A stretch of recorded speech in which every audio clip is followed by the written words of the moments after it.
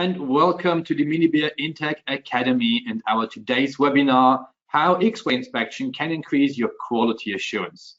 Before we start, my name is Michael Meyer and I'm today the host of today's session. Why do we need a host? I guess for the first thing, the housekeeping rules, and later on the Q&A session. More details, housekeeping rules, your microphones are muted, and this is by purpose. So we can concentrate from the audio line fully on our today's speakers, and we have two of them.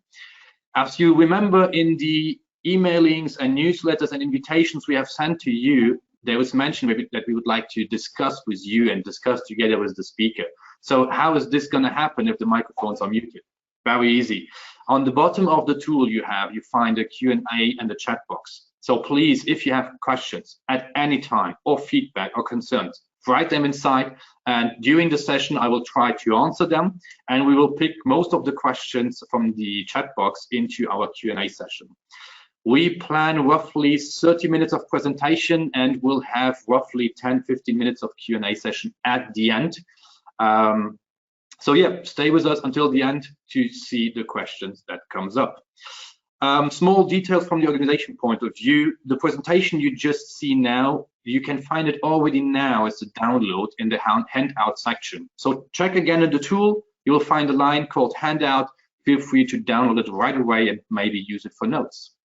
And one of the most asked questions I would like to answer in advance is, will there be a recording of today's session? So the answer is yes. You will receive also the recording after 24 hours roughly, automated via email. So if there are little things you would like to catch up, feel free to use the video for that. Okay, but you didn't come to listen to the host and the housekeeping rules, so maybe we should start explaining what the plan for today is. And let's take a look into today's agenda. So when I'm done, we will introduce the speakers. No worry, I will hurry up. But then we will go for the basics of foreign body detection, especially in the field of X-ray. We will have a video example, and then later on, I guess this is the main topic, discuss about things like completeness checks and other applications we can solve with our X-ray machines. Then also we will discuss the product portfolio and discuss what can be used for what and when. And then later on, we have your Q&A session. So I guess it's time to introduce our speakers. And as you can already see in the camera, we have two of them. So welcome, guys. Thank you for joining us. Yeah, thank you. Thank you, Michael, for this nice explanation. As I always say, the best housekeeper we ever have here. Yeah, thanks a lot. Yeah, my name is Carsten Peters. I'm 45 years old. I'm the application specialist for the inspection here from Minibia Intec Aachen, and I'm working for the company since 2000, and I'm today your co-moderator to help Thorsten a little bit to do it together. Yeah, we want to do it more like a web talk this time, and I hope you will enjoy that. Yeah, thank you, Carsten. My name is Thorsten Schmitz. I'm 47 years old, and actually I'm the R&D X-ray manager here in Aachen in Germany. And I'm also in the company since 1998. So in total, we got more than 40 years experience here live on stage. If you're wondering that we don't wear a mask, we just did a COVID-19 test. So we are both negative. So it's easier for us to speak today. Yeah, after this webinar, you will know hopefully how to safely check food for foreign bodies and for completeness and for defects. The whole thing by the means of X-ray technology. As a bonus today, we also explain how this technology works. Yeah, how this technology works. Carsten will give us a short history overview, 125 years back. Oh, yes. Yeah, you could see here a picture of Wilhelm Conrad Röntgen. He has done the greatest, or one of the greatest milestones of modern medicine. What was done from him when William Conrad Röntgen was experimentation with cathode rays in the laboratory of Physics Institute of the University of Würzburg. Yeah, late in the night in the autumn of 1895, a few crumbs of barium platinum cyanide on the Unity desk began to glow. Yeah, The glow did not stop even when he covered the tube with paper, cardboard, or wood. The rays had the property of penetrating matter. The discovery on the 8th November 125 years ago made the researcher world famous and revolutionized physics and medicine. In honor of Wilhelm Conrad Röntgen, they were named X-rays in January 1896. The first ever taken X-ray picture was the hand of his wife wearing her ring. Yeah, you could really see the first ever taken X-ray picture here, and for the medicine and all the other things, it was really, really, really helpful. Yeah, but I think it's enough to watch back to the history. Thorsten, tell us something about foreign body detection with X-ray. Yeah, also 125 years ago, after this happening with Wilhelm, we still use the X-ray source in the same way. So nowadays we are using so-called monoblock generators to generate the X-rays. These monoblock generators are integrate the complete high-performance electronics, and there's also the corresponding glass tube inside where the anode and cathode is, where we generate the X-rays. The housing of this monoblock generator is safe and shielded. The generated X-rays are directed directly through the inspection tunnel and then hit the detector. So when a product passes the X-ray beam, the X-ray beam is reduced, or other said, it's absorbed. This absorption is converted into a grayscale image in the detector. If there are contaminations with a higher density in the product, they are immediately visible in the X-ray image. Each X-ray image is evaluated fully automatically by the image processing software. So that means, in summary, X-rays make a contamination visible via density differences. So when you're penetrating a product, the X-ray beam is losing energy. A denser area, such as a stone, a metal piece, a glass piece, further reduce the energy. When the X-ray beam exits the product, it hits the sensor. And there is an array of photodiodes that measure exactly the energy of the X-ray beam. The sensor converts the energy signal into an image in shades of gray. A high-speed computer scans the sensor 1,000 times in a second and stores the individual signals. It compares them to a dynamic value that ensures maximum sensitivity and a minimum number of false readings. So finally, contamination becomes visible through a darker gray than that of the product. Okay, I think the main question is now how we make the X-rays visible, Thorsten. Correct. How is this working? So yes, that's correct, because the X-rays are not visible. You can't feel them, you can't smell them. We need something to make them visible, right? Theoretically, it's just like photography.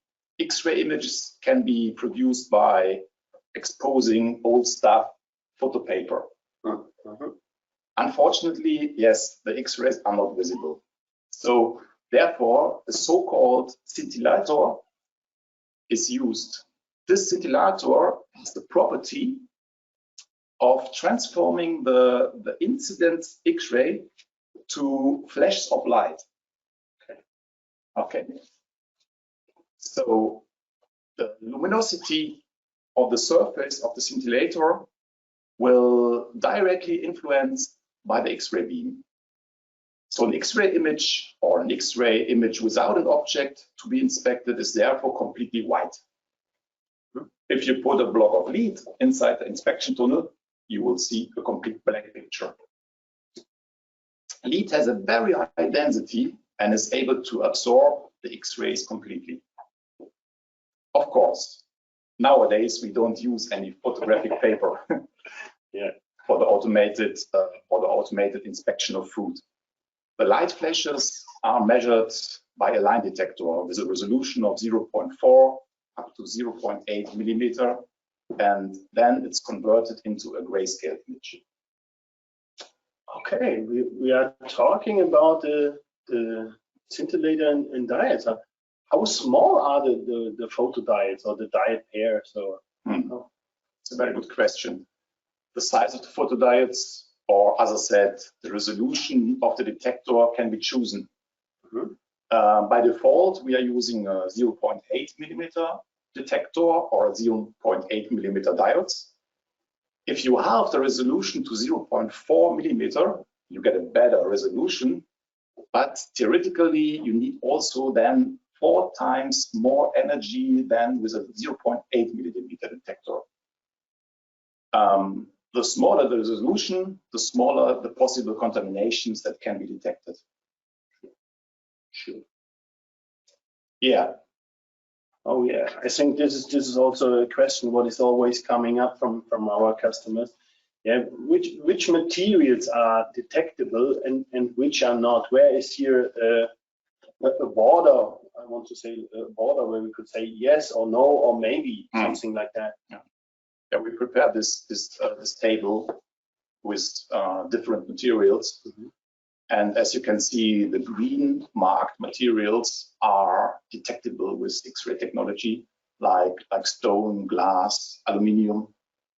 The yellow ones, they are sometimes detectable, but especially for, if you take the sample bone, for example, nowadays, if you go, for example, in the chicken production, the bones of these animals are only 3 or 4 months old, and there's no calcium inside. So it's really hard to detect them in an X-ray image. But for the plastic or for the PVC, PTFE industry, there are special materials produced only for food production, and they put an additive into this plastic in order to make it visible in X-ray systems or in metal detectors. Yeah. Yeah, I know that we have two different types of X-ray machines. Yeah, we say one we have top down and side shooter. Where is here the main difference, or where's the difference between both types of machines? So the reason for that is that we always try to inspect the product at the narrowest position. Therefore, there is an installation with the X-ray source from above, and there is one from the side. This is very well illustrated here in these 2 pictures. Yeah, and if, for example, you need to inspect tin cans, and you know there are tin cans with these round ring-shaped opener. Yeah. And if you inspect such a tin can from above, you will see this ring opener in the X-ray image. And everything which is below this ring opener is really hard to detect. So therefore, it's better to inspect the tin can from the side.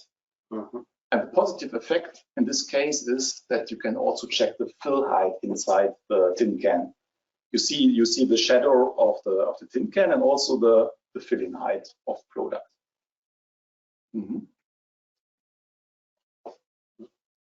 And on the side shooters, we have also a single and a W. Could you explain me where's the reason why we have single and double? So it's easy explained. In some cases, it's better to take a second look at the product because, for example, if the bottom of the product is curved upwards, a contamination could be maybe hidden behind the dome, like a marmalade jar. Yeah. By pointing a second X-ray source at the product, as shown in the picture on the right side, the hidden contamination becomes visible. This is one of the main reasons to take a second look. It's the same in the real life. It's also better to take a second look. Yeah, because you have too much glass on the right. Yeah, okay. That makes sense. And when we talk about double shooters, I think we talk about much power, much energy at this point. What is about the X-ray safety? I think this is always a big discussion where we need to talk about. What is about the safety here? Yeah, according to the standards, our units, not only the double shooters, also all our units are so-called basic protection units. That means the product inlet and outlet is closed in a sluice-like manner by means of a high density FDA approved protective curtains. So there is no lead in the curtains, but it's a high dense plastic material. And additionally, all doors are controlled with a 2-circuit safety system. So the X-ray beam is immediately shut down if a protective function is activated. We ensure that the leakage radiation around the unit remains very low. Our equipment exceeds the legal requirements by far. Okay. Yeah, and now we take the decision not to switch on our machine because it's too noisy. We would like to show you a short video about how to set up a product. And I guess I will take over at this moment. So I have asked a very good friend of mine if he can support us in doing a small video, very quickly summarize how to set up a product. Why have we chosen this? Basically, it sounded very complex what you guys have presented. And the idea was to show you how an operator can make the machine, yeah, it happens, so it detects properly, you know, because all the things you mentioned seemed quite complex. And I guess this video will explain very roughly how the setup looks like. So let's take a look.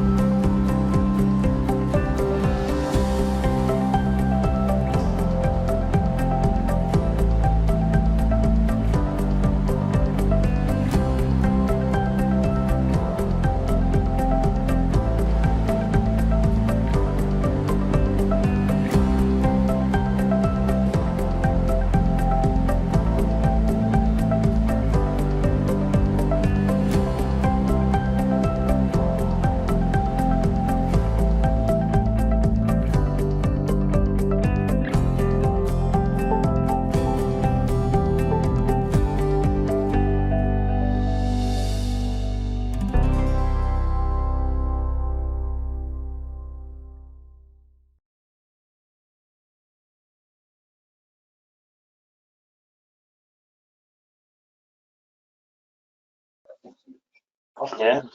So now it will work. Okay, then move to the main topic for today. Yeah. Sorry for this problem, but Yeah, that's the world of online. Yeah, his PC has some problems, or maybe he's doing an update in the background. Sorry for this. We hope you like our short video. This is really all what you have to do at each or at nearly each type of machine to install a product. It's very simple, 4 steps to handle, and it takes around 5 minutes, 10 minutes all together, and then it's done. For sure, you could later a little bit do some optimization and something like that, but this is nearly all. Yeah, and I try always to battle against the automatic modus. Yeah. If I try to set up the machine manually by hand, it's always the automatic modus is always better than me. Always, yeah. We try that very often and try to say we are better than the automatic learning mode or the easy setup. But okay, then yeah, let's go on to the main topic for today, completeness check. So we got some basics about possibilities. Just as we humans can make decisions on visual images, so does also our sophisticated software. Of course, this has to be communicated to the software once, but this allows us to divide, for example, the product into rows and columns in order to specifically search for quality features in the resulting individual areas. We can check for filling levels, or we can check for missing parts, or we can check for logically for contaminations. This is one of our main jobs. That's the main job always. Yeah.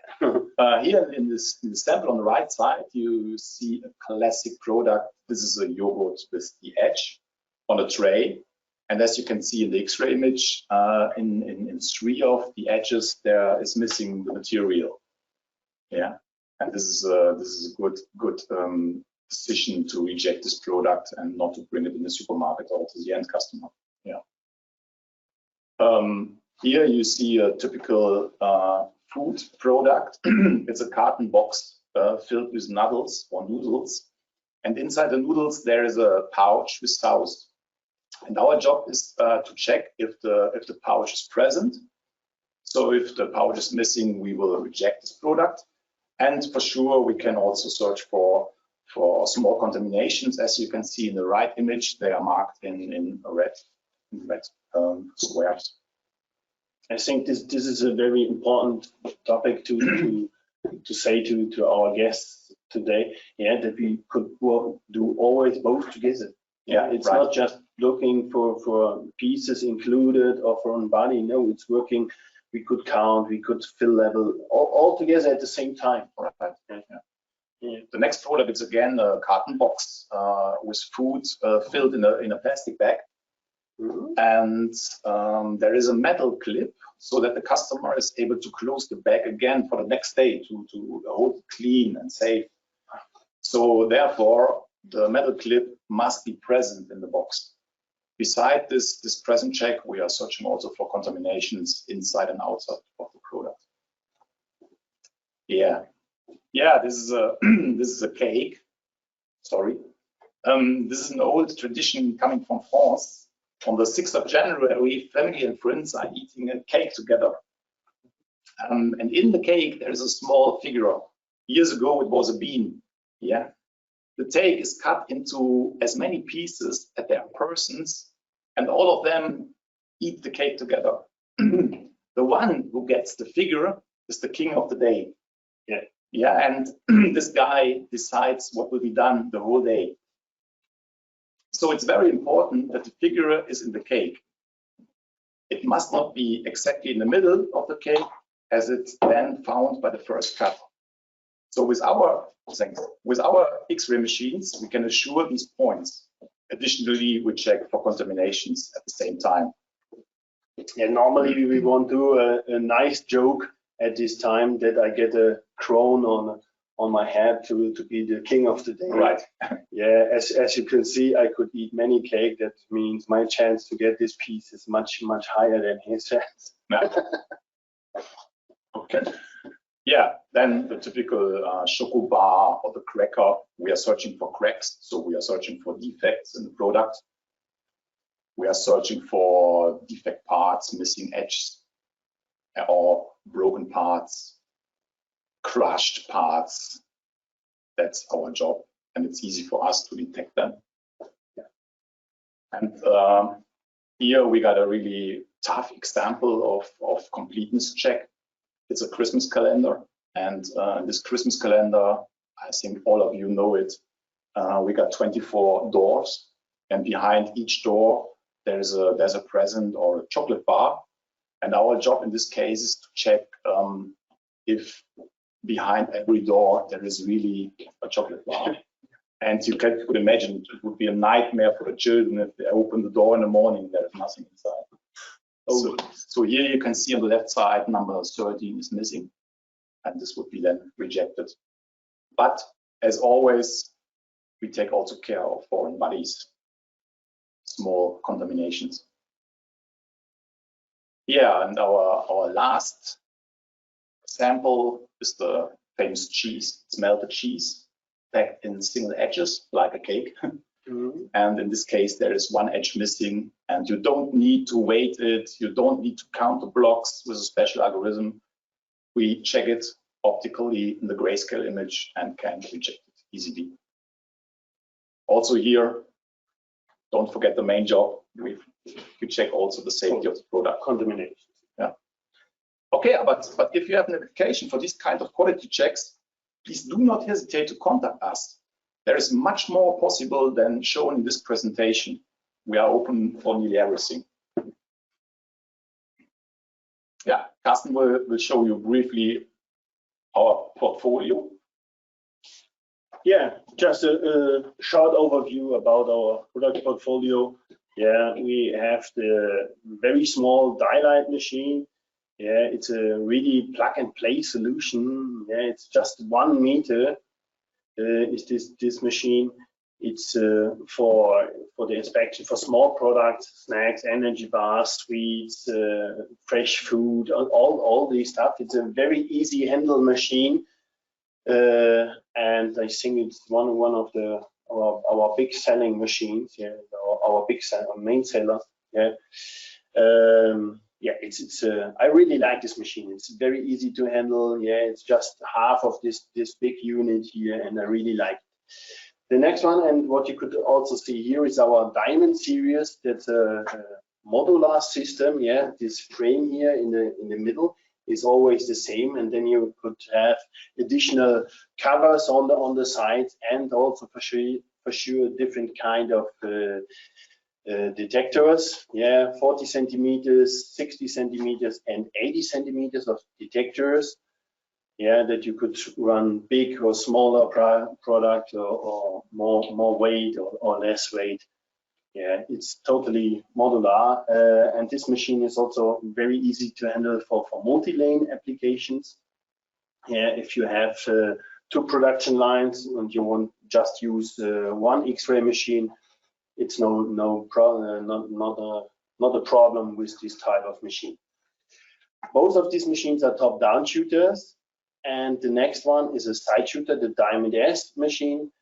Yeah, it's for bottles, jars, or cans. Yeah, it's much more power at this type of machine than on the smaller machines.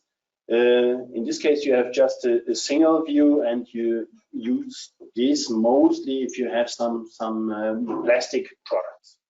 Yeah, with glass or anything, you have always the risk of the blind area.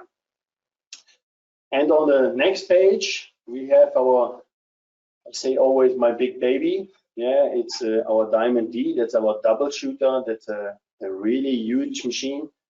With a lot of power. We have done also some parameters here on this presentation, that you could see how much power this machine is using. Typically, there we have 2 1000 watt tubes running, means altogether 2000 watt of X-ray power. That's a lot. You could penetrate a lot of material with this power. Yeah, the weight is also sometimes very important. As you could see on the Diamond S, we have 700 kilogram. and the Diamond D is 1,400 kilogram. Yeah, it's just about the safety thing. Yeah, for sure we have a lot of stainless steel at these machines, but we have also a lot of lead inside. Yeah, to make the machine really safe. For sure, we have much more technical details, but I think it's not so interesting to talk now about all the details, so that we could go for our next step. Just recognize we got back our housekeeper. Yeah, our housekeeper is also back in business. No, Thank you. Not always, yeah, but now it looks like Michael is also back. Welcome back, Michael. Thank you very much. Good to be back. As you can guess, I got really shocked when my system just had a nice blue screen, the typical Windows blue screen, you know. And then I, for a second, believed that the system crashed completely and the session failed. But guys, well done. You have proceeded. And yeah, I came back in preparation for the Q&A session. And maybe a last sentence before we start the Q&A session. I, due to the crash, was not able to answer the questions in the chat completely. Sorry for that. I will catch up, of course, every question via email and go into more details. But we will still take the most interesting question I just went through for the Q&A session. And I think that maybe one of the first slides you guys have presented regarding the density chart, would be good if we could see it again and discuss the topic aluminium. So one person asked me simply, why is aluminium so different from the densities than others? And what is the result in terms of detection sensitivity?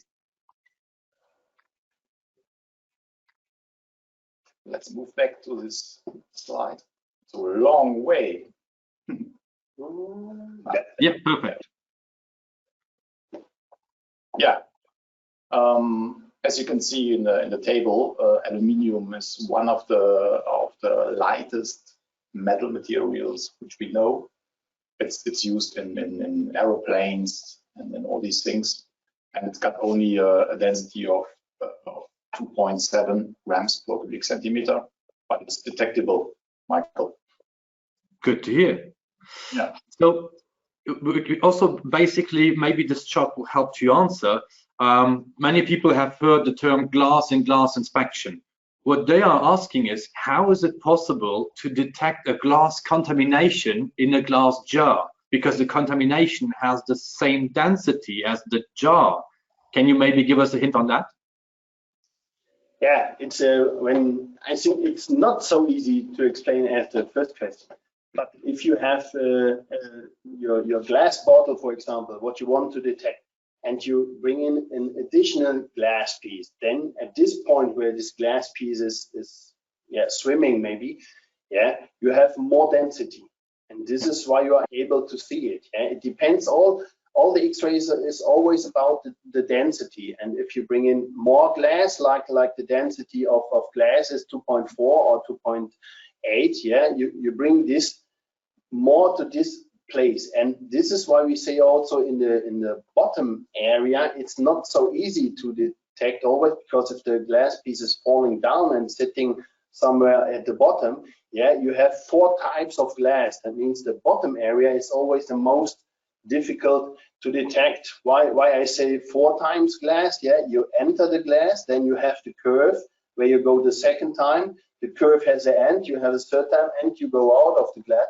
You have 4 times. That's why sometimes we have also to reduce the sensitivity in the bottom area. But this is how the principle is working, just about the density.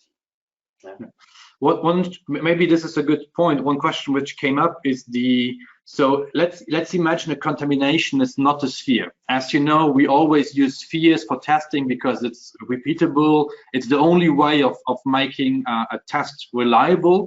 And you also mentioned that orientation maybe has an influence on the detection results. And so the question is, what would be the result or the consequences if you, for example, have thin pieces of metal, and how this would influence the detection result? Do you want to answer? Yeah. I don't understand the question, to be honest. the orientation of the foreign body. Yeah. On a metal detector, for example, it's also important how the product is going through, or the foreign body. On the X-ray, for sure, if we are talking about really small contaminations, it's also very, very difficult. Yeah, if you my example is always the hand. Yeah, if this is the watch from the camera, now my density is just, I don't know, 1 centimeter or 2. But if I have the position like that, I have much more of the product, or of the density. That means, yes, the orientation is very important. Yeah, but only if you go to very small sizes. Yeah. Okay. Otherwise, there is not such a big problem as at the metal detector that you could go through the field lines. Okay, now according to your answer, I understand your question. Yeah. Maybe one question which came up is, there was a discussion about which one should I take? Should I take a flat belt or side shooter? And maybe I give you a hint what the discussion went to. So the person I communicated with was convinced that side shooter are only useful for beverage and glass inspection. From your point of view, are there also other products which might be better to be inspected on a side shooter? And maybe do you have an example for us? As I said in the presentation, we try to inspect the product always from the narrow side. So everything which is standing upright is better to check from the side. And also every time if you get really high-speed systems, we need also better to check from the side, because then we get much more possibilities to put the product in a so-called shift register to reject it at the right time. Yeah. So in other words, it's not what the product is about, but what the product orientation on the belt is, right? Right, correct. Then maybe a difficult answer, but I will try. You mentioned the multi-view systems, and you mentioned that on the side shooter we have a multi-view. Basically, those are two questions. Why don't we put in 500 views? Why maybe 2 could be already the best result? And on the other hand, why or should maybe a multi-view on this flat belt be also a thing to do? Maybe you can give us a hint for that. Until now, we didn't think about to do the multi-view or the double view also from the top to the belt, because it doesn't make sense from the technical point of view. I also don't see any advantage. That's why I don't start to answer. The big advantage on the side shooter with a double system, you can imagine you take the first shot, the first picture, and then you turn the jar 90 degrees and take the second one. And it's the best way how you can inspect the product. We got also sometimes products which are really critical. For example, you can imagine there is baby food, for example. And in baby, like you and me, if we eat something, we will immediately detect a foreign body, but a baby will not take care of that. So therefore, a double shooter system is the best also for baby food, to get 100% safety about that. Yeah. Maybe one thing which came up also in the discussion is that very often the packing of the products we have, mostly in the flat belt applications, are not that critical. When we talk about a carton, for example, a square carton, I guess this is much easier and there's no hidden corner where you maybe need a second view to inspect for. The other question which came up is also that, what about X-ray safety? So you know the topic, guys. It's called X-ray, and we go to a doctor, and when the doctor turns on his X-ray machine, he's running out of the room, leaving us, and you know we are also having X-ray machines. What about, first question, the safety of those machines? Can you maybe give us a hint? And what about the topic of the in-feed and out-feed areas? Are those equally safe? Okay. Yeah, let's start with in-feed and out-feed. Yeah, for sure. Both areas are the most critical areas at this point, because the rest is totally covered. Yeah, with stainless steel and a lot of lead inside. Yeah, but in the practice, you have I would like to say 99% you have always an in-feed belt and an out-feed belt. That means there is nobody staying. Yeah. One other point is also that you have inside these curtains, and that typically the curtains are so has such a distance that the product is always that one of these curtains is at the bottom. Yeah, that's always what we try, able that the radiation is not able to go out. Yeah, it gives there a lot of regulations also from the government.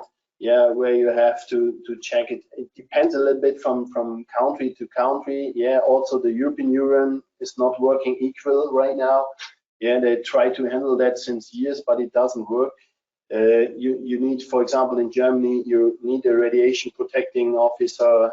He need to measure once a month. Yeah, the machine could not start up without a check and so on. But I work now with X-ray machines. I'm not sure 12 or 13 years. It's a long time, and I never had too much radiation so far. And I have done also some tests with official guys from governments in different countries, and never had any problems. And if you measure too high, it was very easy to remove this problem by just bringing in, for example, a small piece of stainless steel, because X-ray is working about reflection. Each reflection absorbs nearly 50% of the radiation. Yeah, that means if you have here an open space, yeah, just put a stainless steel plate there that just a product will pass, and your radiation is going down for 80%. Yeah, but this risk at this type of machine, it's really low. It's not like like Fukushima or something. Yeah, we are producing not so much energy. Okay, the example was not the best in this case, but the radiation isn't so high here.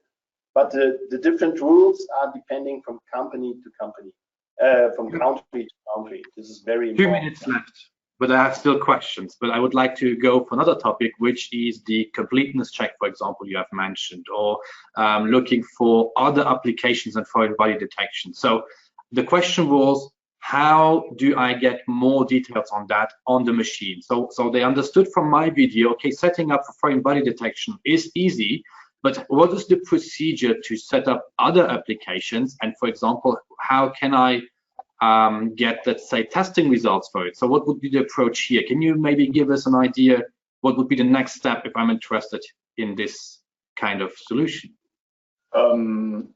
Basically, we offer product tests in-house here in Aachen, for example, or in other locations like in the UK or in Thailand or in Japan.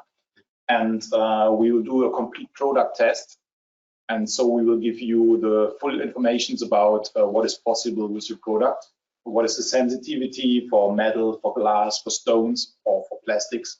And then for sure you will tell us maybe also the quality checks you like to do. And we will also integrate these quality checks in our test reports so that you can take the decision if you would like to buy this machine or not. Yeah. Last question from my side before we go to the closing session. So let's imagine a customer would like to test some kind of setup we have tested. Are we able to provide, let's say, a file the customer can upload into his machine so he gets the best perfect setup from our side? Is this somewhat possible? Or is there maybe remote support on that? Yeah. There are 2 points. The first point is that we can call for each machine around the world from our headquarters, and we can do by remote nearly everything with this machine. We can upload new software. We can download the products from the customer. We can adjust the products and download them back to the machine. And yes, this is a really easy way also nowadays with the pandemic to help you in a professional way. Yeah. So we are running out of time. So maybe the last details before I hand over to you guys for the last sentences. So from my side, I would like to thank to everybody who has stayed with us, especially after the technical issue I had. Was happy to see you all in the room. So if you haven't received your question yet, don't worry, we are just running out of time, but we will contact you via email and give you the answers as fast as possible. I will try to do it even today. Second thing, don't forget about the video. And I guess if you have, let's say, organization questions, something very from the host point of view, please feel free to also contact me at any time after the session. Just contact us at academy@minibear-intech.com. I will be very, very happy to support you on your matter. Last detail, if you are interested in further events like the one you have just seen, do not hesitate also to go on our homepage to find the service webinar area, and there you will see all the sessions we will have in future, live as today, but also all the sessions we have had in the past, so you can check up there. Thank you guys also for your presentation and for joining us today. Yeah, thank you, Michael, and also from our side, thank you. But if you have any questions, please do not hesitate to contact us. My name is Thorsten Schmitz and Carsten Peters. We are here for all of your questions. And finally, we are hope that we were able to give you an insight into the world of X-ray technology. Sorry for my voice. We would be pleased if you would include us in your topics regarding foreign body detection and quality control in the future. Thank you very much for taking the time for this webinar, and goodbye and stay healthy. That's it. Bye. Bye-bye. Bye-bye.